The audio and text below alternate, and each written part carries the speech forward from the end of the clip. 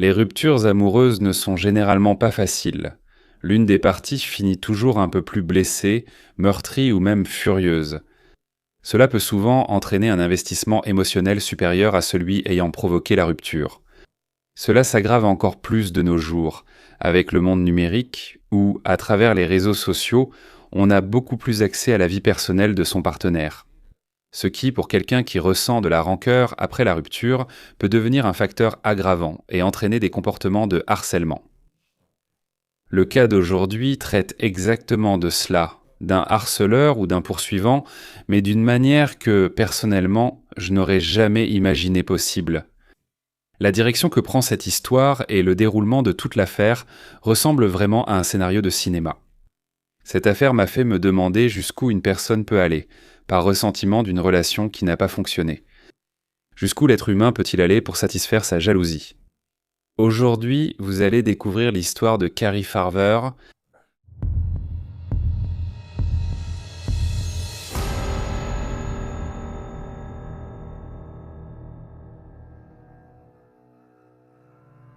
Carrie Lea Farver est née le 30 novembre 1974 aux États-Unis. Et en 2012, à l'âge de 37 ans, elle a dû s'arrêter dans un garage pour vérifier un problème avec sa voiture. C'est à cette occasion qu'elle a rencontré David Kroppa, l'un des mécaniciens de l'endroit, avec qui elle a eu quelques rencontres intimes, sans engagement. Mais en quelques semaines, cette relation est devenue un véritable enfer dans sa vie. David Alexandre Kroppa, plus connu simplement sous le nom de Dave, est né le 9 octobre 1976 dans l'État du Dakota du Sud, aux États-Unis. Au début de l'année 2000, vers l'âge de 25 ans, il a rencontré Amy Flora. Ils ont commencé à sortir ensemble et sont rapidement tombés amoureux. En 2001, ils vivaient déjà ensemble. Quelques mois plus tard, leur première fille est née et en 2003, leur premier fils. En 2011, ils ont décidé de se séparer, mais tout s'est passé de manière amicale. Amy a voulu retourner à Omaha, dans le Nebraska, où elle a grandi, et elle a dit qu'elle emmènerait les enfants avec elle. Et comme Dave voulait être présent dans la vie de ses enfants, il a aussi déménagé. Ses premiers mois à Omaha ont été consacrés à se réinstaller du mieux possible. Il s'est concentré à trouver un emploi et à chercher un appartement près de la maison d'Amy pour faciliter les visites à ses enfants. L'année suivante, en 2012, après s'être installé et avoir trouvé un emploi dans un atelier, Dave, à 35 ans, était prêt à aller de l'avant avec sa vie. Et ainsi, il a décidé de s'aventurer sur des sites et applications de rencontres.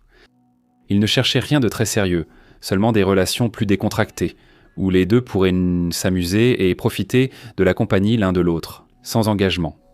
Avec cela en tête, il a créé son profil. E começou a procurar companheiras. Après des essais, il a obtenu son premier rendez-vous.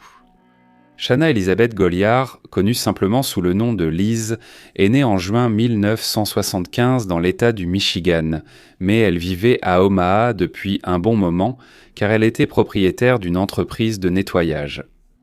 Tout comme Dave, Liz était aussi mère de 2 enfants. Dave a été agréablement surpris par Liz. Ils avaient beaucoup de choses en commun.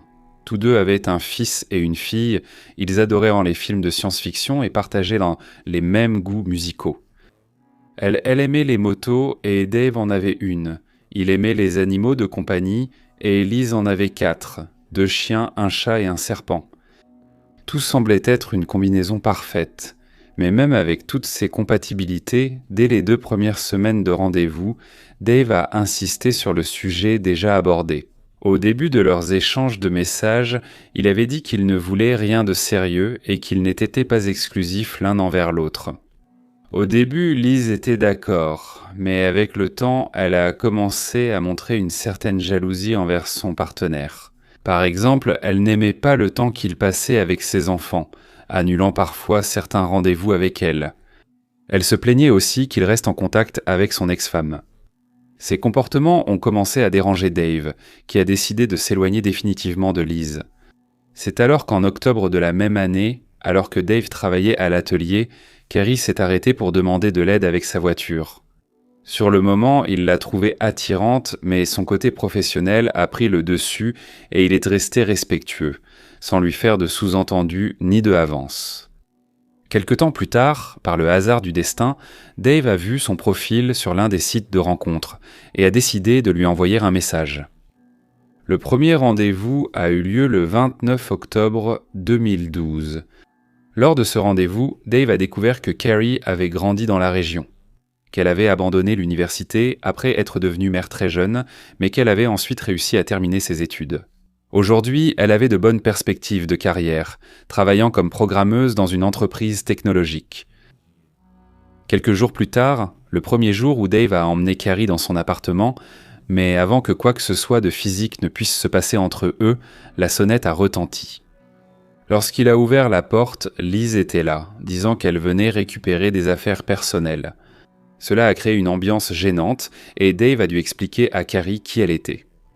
Carrie a donc préféré partir et, en passant la porte, elle et Liz ont échangé des regards un peu étranges.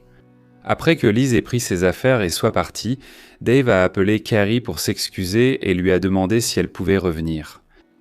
Carrie a dit qu'elle était déjà dans un bus en route vers la maison, où elle vivait avec sa mère et son fils, mais elle a dit que Dave pouvait la retrouver là-bas. Quand ils se sont retrouvés, Carrie s'est montrée extrêmement calme, disant qu'ils ne sortaient pas ensemble, qu'il n'y avait rien de sérieux entre eux, et qu'elle était simplement sortie du logement pour éviter tout embarras. Pour lui, évidemment, ce que Carrie venait de dire l'a rendu extrêmement heureux. Le nouveau couple occasionnel a commencé à passer beaucoup de temps ensemble, mais cette relation a subi un changement radical. Le 13 novembre 2012 seulement, 2 semaines après leur première rencontre. Vers 6 heures du matin, Dave s'est levé pour commencer à se préparer pour le travail. Carrie était déjà réveillée, travaillant sur son ordinateur portable sur un gros projet de l'entreprise, et elle allait se rendre au bureau. Quelques minutes plus tard, Dave a embrassé sa partenaire et est parti à l'atelier. Il était déjà 10 heures du matin lorsqu'il a reçu un message de Carrie, disant qu'ils devraient commencer à vivre ensemble. Au début, il a trouvé cela étrange, puisque le sujet avait déjà été abordé. De plus, ils ne se connaissaient que depuis 2 semaines, et c'est justement ce qu'il a répondu. Pour elle, cependant, ce à quoi Dave ne s'attendait pas, c'est qu'il commencerait à recevoir des messages de Carrie l'insultant, disant que sa vie était ruinée et qu'il devait disparaître. Ne sachant pas vraiment comment réagir, il a continué à travailler jusqu'à l'heure du déjeuner, et quand il est rentré chez lui pour manger, il a remarqué que toutes ses affaires n'étaient plus là. En même temps qu'il était contrarié, il a ressenti un certain soulagement que cela soit déjà arrivé au début de cette relation. Maintenant, il ne lui restait plus qu'à continuer sa vie et, qui sait, chercher une nouvelle partenaire. Il ne s'imaginait pas qu'à partir de là, sa vie deviendrait un véritable enfer.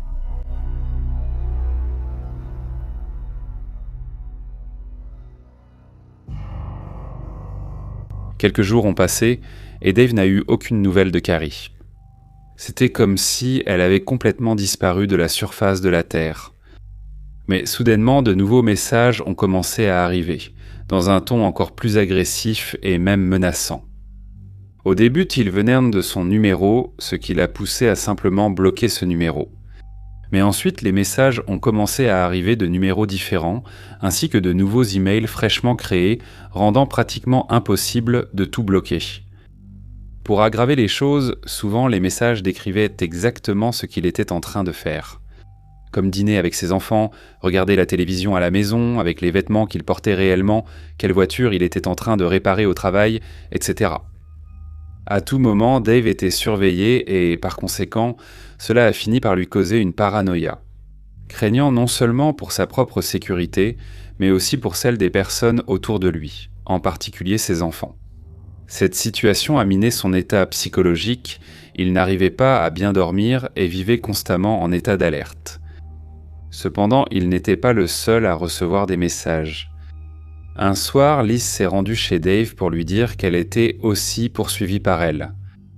Carrie ne se limitait pas à lui envoyer des messages menaçants, elle a aussi rayé la voiture de la jeune femme. Craignant pour sa sécurité, elle est allée le voir pour demander de l'aide et, étrangement, au milieu de cette situation dramatique, du besoin de protection de chacun et de quelques verres, La flamme entre eux s'est ravivée.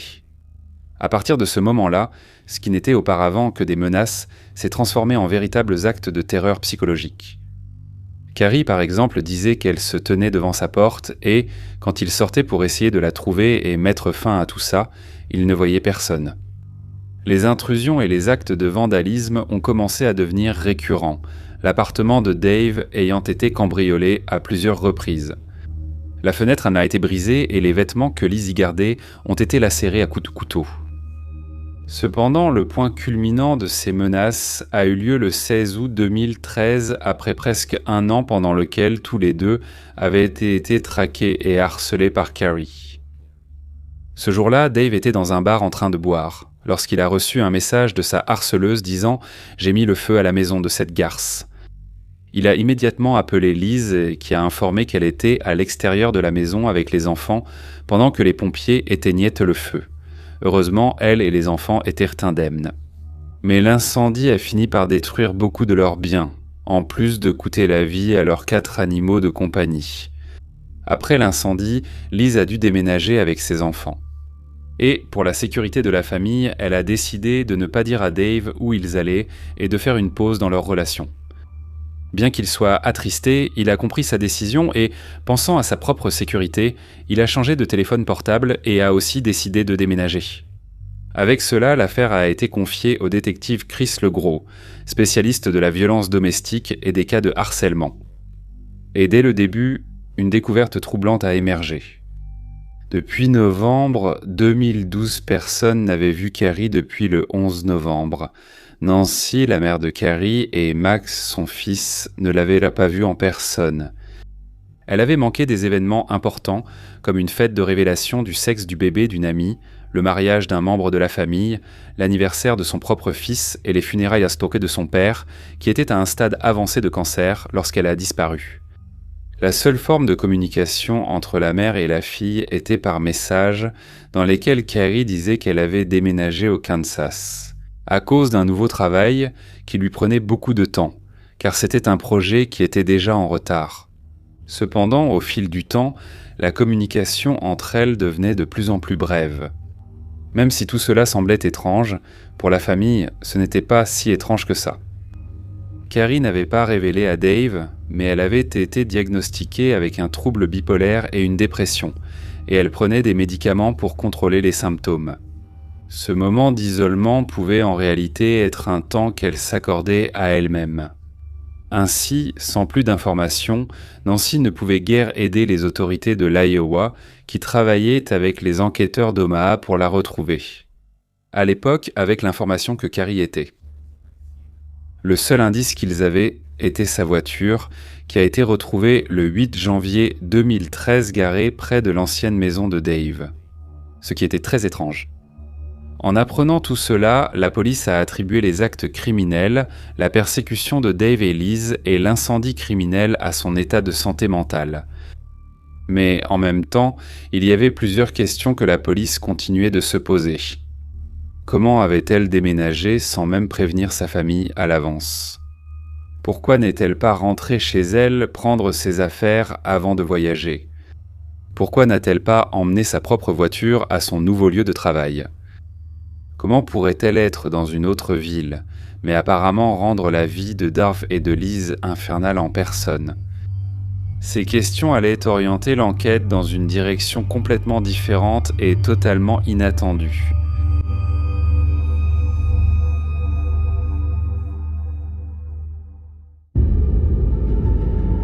Un an s'est écoulé depuis l'incendie chez Liz et les messages perturbants adressés à Dave et à elle ont cessé. Carrie Farver était désormais officiellement considérée comme disparue, mais aucune piste sur sa localisation n'a émergé pendant tout ce temps. Cependant, en 2014, l'affaire a attiré l'attention de 2 membres de la police du comté de Pottawatomie, situé dans l'Iowa.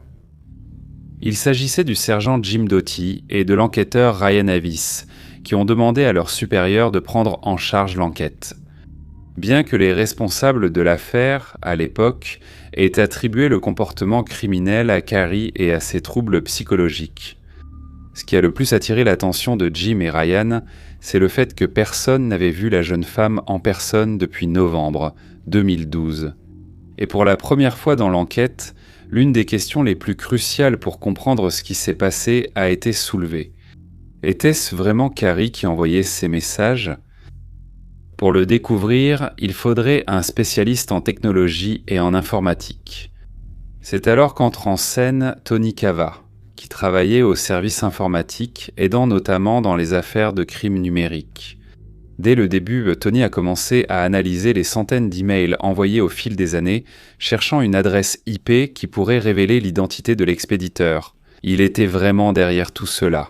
La personne responsable savait clairement ce qu'elle faisait, car elle avait effacé toutes les traces. Très bien, puisqu'il y avait des centaines d'adresses IP détectées dans différents coins du monde, à cause de l'utilisation de VPN. Comme Lisa était toujours injoignable par Carrie, le harcèlement a commencé à viser maintenant Amy, l'ex-petite amie de Dave, la mère de ses 2 enfants. Quelqu'un pour qui il avait encore beaucoup d'affection, comme je l'ai déjà dit. Tout comme il y a quelque temps, Carrie envoyait des dizaines de messages décrivant exactement ce que la famille était en train de faire, tout en proférant également quelques menaces.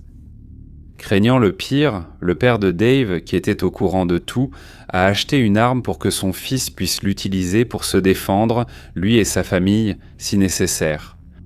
Mais afin d'éviter tout accident familial, Dave gardait le pistolet en haut de son armoire, là où ses enfants ne pourraient jamais le voir ni l'atteindre, mais où lui pourrait y accéder facilement en cas de besoin. Le retour de la harceleuse a obligé le sergent Jim, l'enquêteur Ryan et l'expert en cybercriminalité Tony à se concentrer encore plus sur l'enquête. Tony a commencé à accélérer la demande d'analyse de toutes les adresses IP identifiées et dès que le rapport est sorti, l'une d'elles a particulièrement attiré son attention.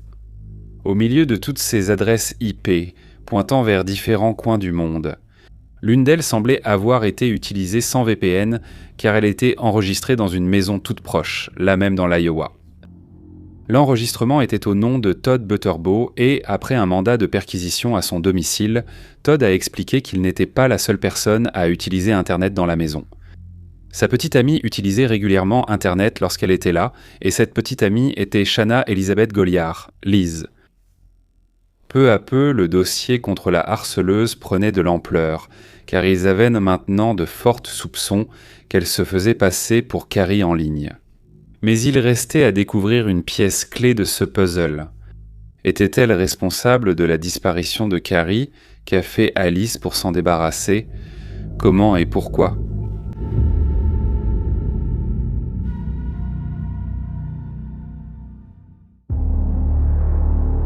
Le 5 décembre 2015, un dimanche, Dave était sorti dîner avec ses enfants et il est rentré chez lui vers 20h30. Dans la chambre, lorsqu'il a ouvert son armoire, il a remarqué quelque chose d'étrange.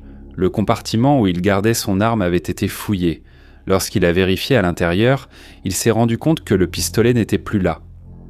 Ce même soir, une femme a appelé les urgences pour signaler que, alors qu'elle se promenait dans un parc, elle avait été blessée à la jambe par balle par une autre femme. C'est Liz qui a passé l'appel, et la personne qu'elle soupçonnait d'être la tireuse était Amy. Liz a été transportée à l'hôpital pour se rétablir, et Amy a été emmenée au commissariat pour témoigner. Elle, de son côté, n'avait pas la moindre idée de ce qui se passait. Et petit à petit, les enquêteurs ont soupçonné que Liz s'était infligé cela elle-même, afin de rejeter la faute sur l'ex-femme de Dave. Ils pensaient que Liz était entrée dans la maison de Dave pour voler son arme, puis l'avait utilisée pour se tirer dessus elle-même. Malgré ces soupçons, ils ont préféré garder cette théorie secrète. Dès qu'elle s'est remise de sa blessure, Liz a été convoquée au commissariat. Et l'idée de Jim était de lui faire croire qu'ils étaient à la recherche d'Amy, afin qu'elle fournisse elle-même des preuves permettant de monter un dossier contre elle. En même temps, l'enquêteur Ryan a suggéré à Dave d'emménager chez Amy pendant un certain temps, dans le but qu'il puisse apporter plus de sécurité à son ex-compagne et à leurs enfants. Les 2 ex-partenaires, toujours en bons termes, ont accepté la suggestion après en avoir discuté. Ce que Dave ne savait pas, c'est que cette demande était un mouvement, comme une pièce d'échec, pour voir comment l'adversaire réagirait. Quelques jours plus tard, L'enquêteur Jim a reçu un appel de Liz, extrêmement contrarié qu'il ne comptait pas encore arrêter Amy et que maintenant, Dave vive avec elle. Ils se sont alors demandé en interne quel était son lien avec tout cela. Malgré cela, Jim a expliqué que la police ne pouvait pas encore faire grand-chose, étant donné qu'il n'avait pas de preuves justifiant une arrestation. C'est alors que des emails provenant d'un compte nouvellement créé ont commencé à arriver au département de police, avec des indices d'une personne anonyme détaillant le destin tragique de Carrie. Il existait différentes versions sur ce qui s'était réellement passé, mais toutes partageaient un même événement, un coup de couteau à l'intérieur de la voiture de la victime. La voiture de Carrie a été retrouvée et à nouveau examinée, mais cette fois-ci à la recherche de traces de sang. Et en vérifiant la sellerie, ils ont trouvé une petite tache rouge foncée et sèche. Enfin, la scène du crime avait été découverte. Une autre chose qui a attiré l'attention a été une empreinte digitale qui, cette fois, a été trouvée et lorsqu'ils l'ont comparée aux empreintes enregistrées de Liz, ils ont découvert qu'elles étaient compatibles. Avec cela, la police a obtenu un mandat de perquisition pour son téléphone portable et en vérifiant tout, ils ont trouvé une autre chose suspecte. Une photo de la voiture de Carrie, datée du 24 décembre 2012. Si Carrie a été vue pour la dernière fois le 11 novembre et que le véhicule n'a été retrouvé par les autorités que le 8 janvier, comment Liz aurait-elle eu une photo de la voiture sur son téléphone à ce moment ? Ainsi, avec toutes ces nouvelles preuves, Liz a été arrêtée le 22 décembre 2016, soit 4 ans après la disparition de Carrie, accusée d'homicide volontaire et d'incendie criminel.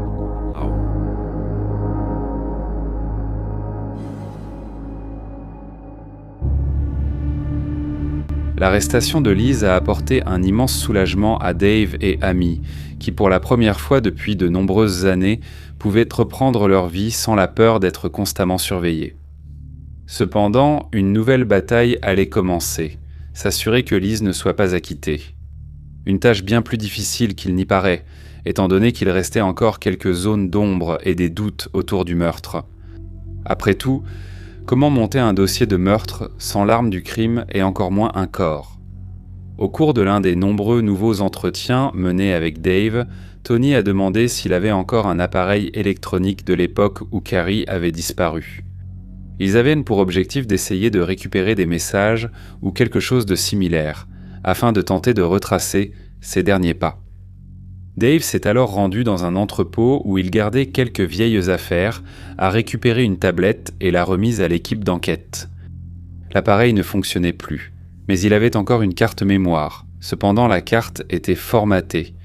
Malgré cela, ils ont approfondi les recherches pour tenter de récupérer le contenu et la police a réussi à visualiser des centaines de photos, mais en très petite taille. Cependant, il était évident que plus de la moitié des images étaient des selfies de Liz. Ils ne s'en doutaient pas, mais cette carte mémoire provenait de son téléphone portable. Et, d'après la date des photos, elles remontèrent à l'époque où Carrie Sue, et l'une d'entre elles en particulier, a attiré beaucoup d'attention. C'était une photo de quelque chose qui ressemblait à un morceau de bois, mais qui avait un dessin étrange au milieu et des lignes sombres. En zoomant sur l'image qui, comme je l'ai dit, était petite, donc de très mauvaise qualité, il a commencé à soupçonner que ce n'était pas un tronc, mais plutôt un pied humain. Les enquêteurs ont contacté Nancy pour lui demander si Carrie avait un tatouage sur le pied, et elle a confirmé que sa fille en avait bien un.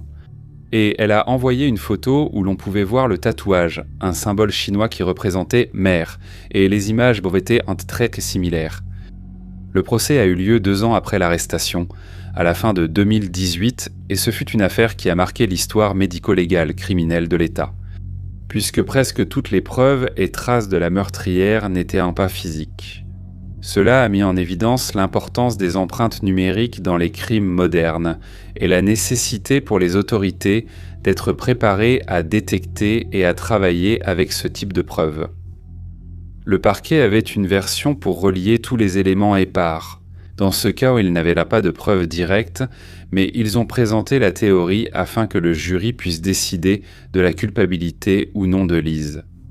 Selon eux, Liz poussée par une jalousie et une obsession totale. Le matin du 13 décembre 2012, armée d'un couteau, a abordé Carrie dans sa voiture. Alors qu'elle s'apprêtait à aller au travail, Carrie a été forcée de conduire vers un endroit isolé, où, sans possibilité de demander de l'aide, elle a été attaquée. Après le crime, elle s'est débarrassée du corps de la victime en l'enterrant dans un endroit non identifié. Jusque-là, elle a pris son téléphone portable et a envoyé le premier message à Dave. Elle est retournée à son appartement, probablement avec une copie de la clé qu'elle avait faite sans en parler à personne, et elle a retiré toutes les affaires de Carrie de là. À partir de là, elle a commencé à se faire passer pour la victime, aussi bien auprès de lui que de sa famille et même auprès d'elle-même.